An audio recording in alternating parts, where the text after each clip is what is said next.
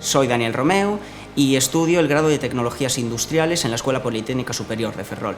Desde pequeño siempre tuve interés por la tecnología y por eso escogí esta titulación. Siempre tuve curiosidad por saber cómo funcionan las cosas. Creo que lo que caracteriza este tipo de estudios es esa curiosidad por buscar nuevas soluciones más allá de lo que vemos.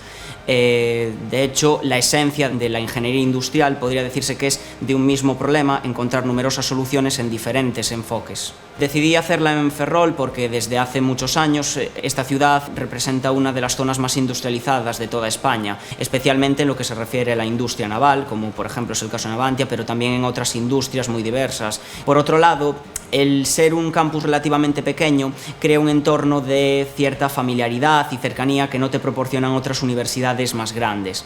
Sin embargo, a pesar de ser pequeño, el campus dispone de todos los medios necesarios para tu correcta formación.